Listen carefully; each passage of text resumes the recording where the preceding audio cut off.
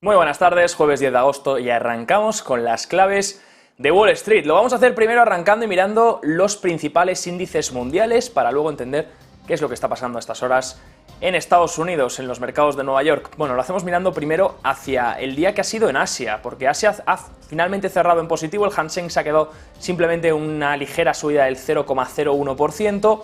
El Nikkei en Japón también subía un 0,84 y el Asia Dow en general subía un 0,28, con el Shanghai Index subiendo un 0,31%. Hoy hemos conocido además los resultados de una de las grandes compañías chinas, Alibaba. Enseguida los analizamos y enseguida vemos exactamente dónde hay que mirar.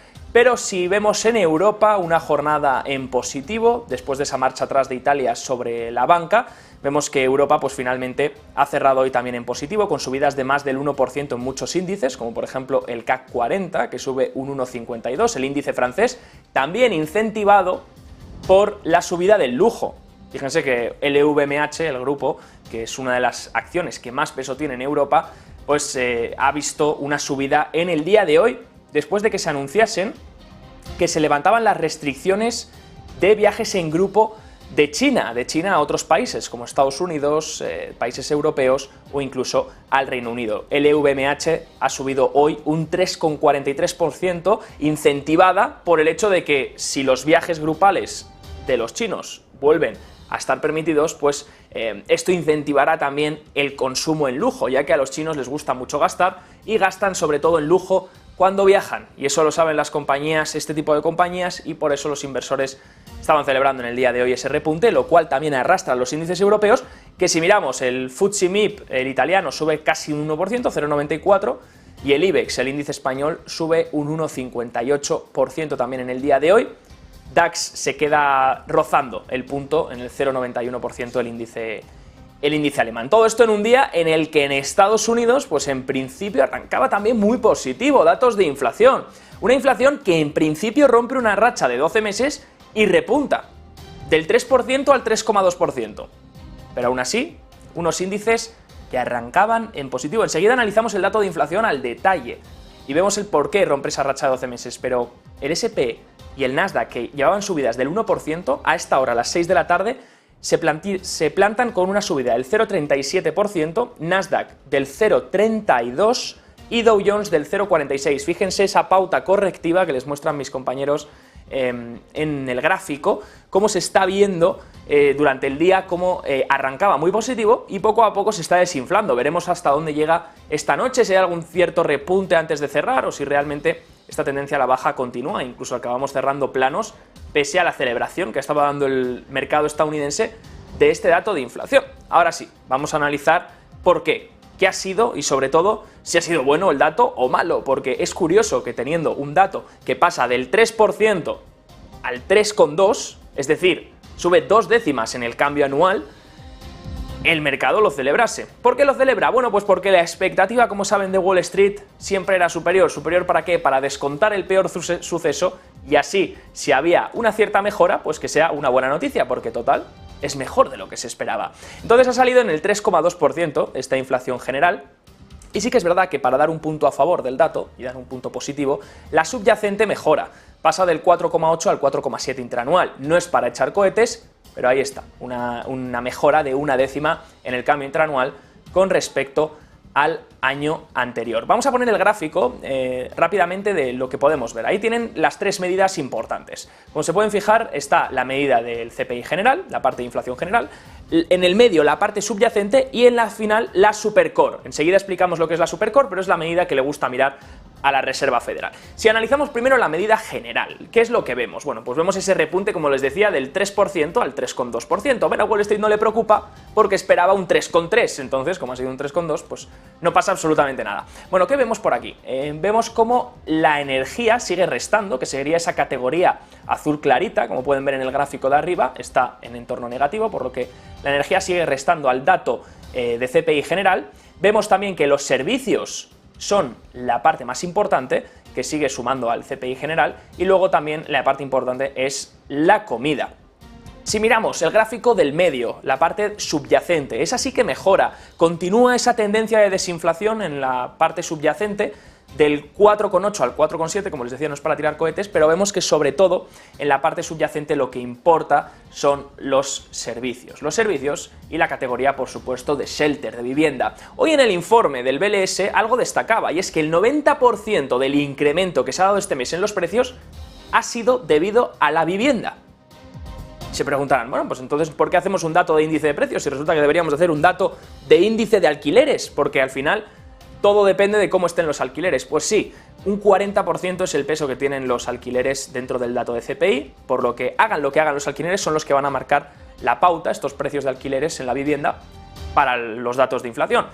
Esta parte de shelter todavía se ha mantenido, de vivienda, se ha mantenido todavía fuerte, incrementando en el mes, y por eso la subyacente todavía le está costando bajar un poco más. Pero si miramos la Supercore, la que excluye la parte de la vivienda y coge los servicios core, estamos viendo que también repunta. Esta es la favorita de la Fed y la que más vigila y la que le gustaría que siga frenando, hasta el 4,1%. Aún así, en términos mensuales, esto sería el dato interanual, pero en términos mensuales realmente no ha habido un repunte significativo. Ha sido del 0,2%, como se esperaba en las dos categorías, general y subyacente, y todavía no preocupan al mercado. Un dato que no es igual de bueno que los meses anteriores, de hecho rompe con esos 12 meses de racha desinflacionaria, donde obteníamos un dato de CPI cada vez más bajo, rompe con esa racha, y ahora pone las dudas sobre si haría falta una subida extra de la Reserva Federal. Pero parece ser que el mercado todavía no ve eso por delante. De hecho, si miramos un gráfico que tenemos de FedWatch, sería lo que esperan, este sería el de las categorías, como inflación, como les decía, la categoría shelter sigue incrementando. Si miramos el FedWatch, ¿qué es lo que espera el mercado de swaps para la reunión de septiembre? Bueno, pues tan solo un 9,5% de los traders espera una subida de 25 puntos básicos. El resto, el 90,5% de la probabilidad de los swaps, se centra en una pausa, que se mantengan los tipos de interés exactamente como se dejaron en la última reunión tras la subida de 25 puntos básicos. Así que por ahora el mercado no descuenta más subidas de tipos de interés. De hecho, hoy ha hablado Daly, ha sido de las primeras en pronunciarse en este sentido sobre el dato de inflación. La presidenta del Banco de la Reserva Federal de San Francisco, Mary Daly, ha dicho: estamos muy lejos de una conversación sobre recortes de tasas, por lo que no habla de más subidas, pero sí que dice que los recortes en el año que viene se descartan, y dice también: la Fed aún tiene más trabajo por hacer sobre la inflación, misma frase que repiten la mayoría de miembros del FOM en bucle. Biden también se ha pronunciado, el presidente Joe Biden, y ha dicho que la inflación, los datos de inflación de este mes, pese al repunte hasta el 3,2%, muestran que la economía estadounidense se mantiene sólida. Esa es la opinión del gabinete del gobierno. Mientras tanto, miramos también otro dato importante hoy en Wall Street, y es que el empleo se sigue agrietando en Estados Unidos. Pese a que sigue fuerte, y siempre hablamos de esa resiliencia en el empleo estadounidense, se ven también grietas importantes. Por ejemplo, aquí hablamos de las peticiones iniciales de desempleo. El número de estadounidenses que han presentado estas solicitudes esta semana aumenta de 227.000 peticiones la semana pasada a 248.000, muy por encima también de lo que se esperaba, ya que se esperaba algo en el entorno de 230.000. Claro está que las peticiones iniciales de desempleo, como pueden ver, al final está en un nivel entre los 200 y las 300.000 semanales, sigue siendo un nivel históricamente bajo. No es un nivel históricamente con el que uno deba preocuparse. Pero sí que es verdad que en cuanto veamos que esta tendencia se sigue produciendo durante varias semanas y empecemos a ver ya datos, como les decía siempre aquí en Negocios Televisión, en los cierres de Wall Street, cuando empecemos a ver datos por encima de 260.000 peticiones semanales de desempleo, 270, a partir de ahí será una señal de que el empleo ya se está empezando a debilitar de forma más rápida. De hecho, hoy se esperaba que fuese un muy buen dato, 230.000, pero ha sido bastante superior. Todavía aún así necesitaríamos varias semanas consecutivas de peticiones iniciales de desempleo por encima de los rangos que les decía para empezar a hablar de un deterioro significativo en el mercado laboral, porque un deterioro ya está habiendo. De hecho, ya hemos analizado aquí varias veces cómo las nóminas poco a poco crecen en menor medida, y de hecho el BLS lleva revisando las nóminas varias veces. De hecho, ya se ha revisado los últimos 6 meses a la baja. Los 6 meses que llevamos en 2023 se han revisado todos y cada uno a la baja, algo que no suele ocurrir muy a menudo. Aún así, iremos viendo, iremos analizando si ya hay más señales sobre el mercado de empleo. Mientras tanto, y hablando de Japón, El yen cae a su nivel más bajo desde 2008 frente al euro y apunta a 145 por dólar. Cae a su punto más débil frente al euro desde, como les decía, 2008 en el día de hoy. Y pone a los operadores japoneses en guardia debido a las políticas ahora mismo que tiene el Banco de Japón. Recuerden, políticas ultralaxas que el gobernador Kazuto Ueda ha mantenido, y por ahora lo único que ha modificado el gobernador Kazuto Ueda es ese control de la curva de tipos, donde ahora permite que los tipos de interés salten por encima del 0,5%, ese tope que había marcado anteriormente, y puedan elevarse hasta incluso el 1%. De todas formas, el cambio en el control de la curva de tipos de interés ha sido bastante suave y ha sido una medida muy aplaudida por muchos inversores hacia Kazuto Ueda, pero veremos cuál puede ser el impacto en los próximos meses, sobre todo si empieza a haber un cambio en la política, en este caso monetaria, que aplica el Banco de Japón. Recuerden que las autoridades japonesas intervinieron para respaldar el yen el año pasado por primera vez desde 1998, después de que la moneda cayese también. Eso hizo que la moneda finalmente repuntase a principios de año antes de reanudar otra vez su tendencia a la baja. Japón es la única nación que mantiene por ahora unas tasas de interés de referencia negativas en el mundo, y eso podría cambiar. Hemos visto cómo la inflación de los productores sigue incrementando, a pesar de que no lo haga en la medida en la que se esperaba, sí que está incrementando. Y hablando de petróleo, por aquí estaban las dudas principales sobre el dato de inflación. ¿Cómo va a impactar el petróleo? ¿Cómo va a impactar la energía? Sí que es verdad que si miramos las categorías del dato de inflación, vemos que en las categorías la parte de energía todavía no ha incrementado excesivamente en el mes de julio. Entonces nos preguntamos si en el mes de agosto podría generar un incremento aún mayor. Sí que es verdad que la parte de petróleo ha incrementado un 3% en el mes, pero claro, preocupa si esto podría continuar a medida que la OPEP además está viendo perspectivas de un mercado petrolero robusto este segundo semestre del año, esta segunda mitad. Y es que la OPEP ha afirmado hoy que las perspectivas de un mercado de petróleo saludable, en esa segunda mitad de año, como les digo, son fuertes, y ha mantenido su previsión de una fuerte demanda también para 2024, ya que las perspectivas de crecimiento económico mundial están mejorando ligeramente. La opinión optimista del grupo de productores de petróleo llega en un momento en que los precios mundiales del crudo, como les contábamos ayer, han alcanzado su nivel más alto desde enero. La escasez de la oferta ha impulsado la subida, y el informe mensual de la OPEP también mostró que Arabia Saudita realizó en julio un recorte voluntario de la producción. La Organización de Países Exportadores de Petróleo ha dicho que prevé que la demanda mundial de petróleo aumente en 2,25 millones de barriles por día en 2024, frente a un crecimiento de 2,44 millones de barriles por día en 2023. Ambas previsiones se mantuvieron sin cambios con respecto al mes pasado. Dicen en el informe, en 2024 se espera que el sólido crecimiento económico mundial, en un contexto de continuas mejoras en China, impulse el consumo de petróleo. El informe también muestra que la producción de petróleo de la OPEP cae bruscamente en julio, impulsado por el compromiso de Arabia Saudita de recortar esa producción en 1 millón de barriles por día, una medida que desde entonces ha ampliado para incluir también en septiembre. Ahí se fijan, petróleo corrigiendo en el día de hoy un 0,78% si miramos el West Texas, pero cerca de los $83.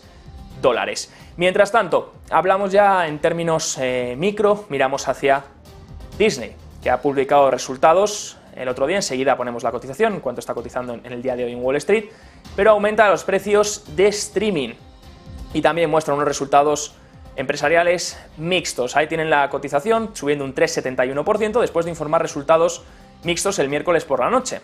Las acciones aún así subieron después de que el gigante haya anunciado precios más altos para sus servicios de transmisión. Para el primer trimestre, que termina el 1 de julio, los ingresos de Disney caen un poco por debajo de las estimaciones de Wall Street, pero eso sí, los beneficios netos superan las expectativas. Los ingresos en el segmento de medios y entretenimientos de la empresa no alcanzan las estimaciones, pero se han visto compensados por mejores resultados en la parte del negocio de parques, experiencias y también medios. Los suscriptores de Disney Plus terminaron el trimestre en 105,7 millones, es un 1% más que hace un año, y ligeramente por encima de los 104,9 millones informados un trimestre antes. El total de suscriptores fue de 154 millones, frente a los 153,1 millones de hace un año, pero ligeramente también por debajo del consenso de Wall Street, que esperaba 155.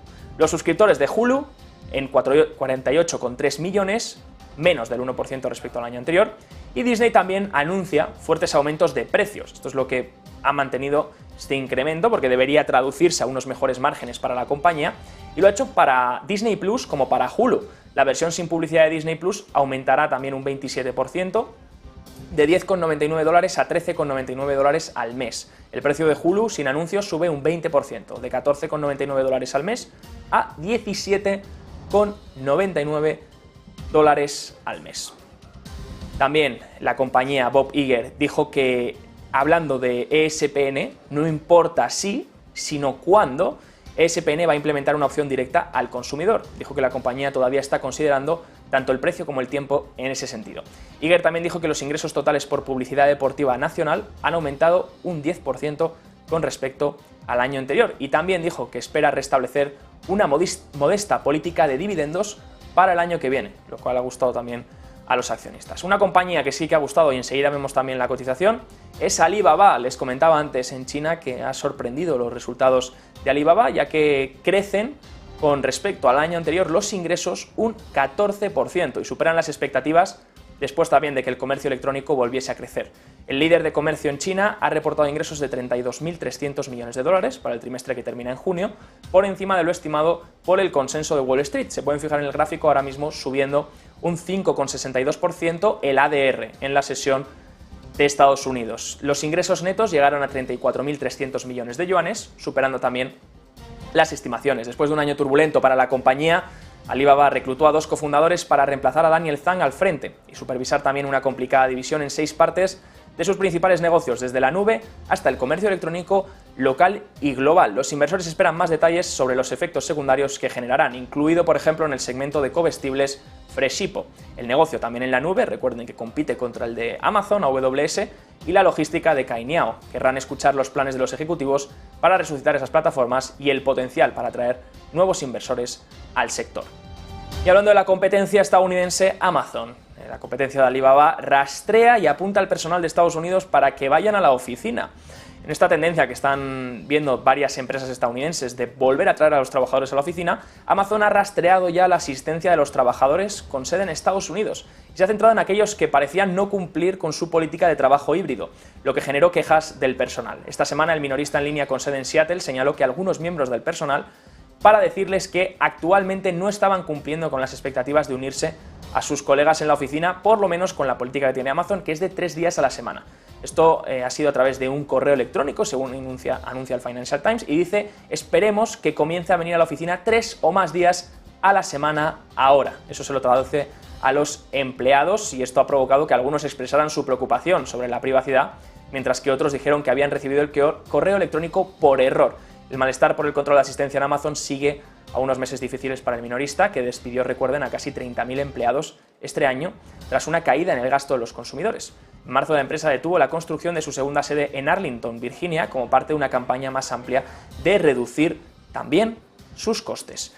Y por último, la directora ejecutiva de X-Corp, de la antigua Twitter, Linda Yaccarino, ha dicho en una entrevista esta tarde que tiene autonomía bajo Elon Musk. La directora ejecutiva de X-Corp, Linda Yaccarino, ha dicho a una entrevista en CNBC que tiene autonomía bajo el propietario Elon Musk en una entrevista que ha dado hoy, y agregó que los anunciantes deberían sentirse cómodos al regresar a la plataforma bajo su liderazgo. Yaccarino señaló que el tuit que anunciaba su contratación, donde Musk subrayó su control continuo sobre el producto y el desarrollo, también agregó que su rol era todo lo demás involucrado en dirigir a la empresa, y argumentó que X era más saludable que hace un año, hablando de los tweets y también del contenido que se está en este sentido compartiendo a través de la plataforma. Un día en el que, ya les digo, dato importante del día, esos resultados, sobre todo de Alibaba, para ver parte de China, y también ese dato de inflación que, aunque incremente al 3,2%,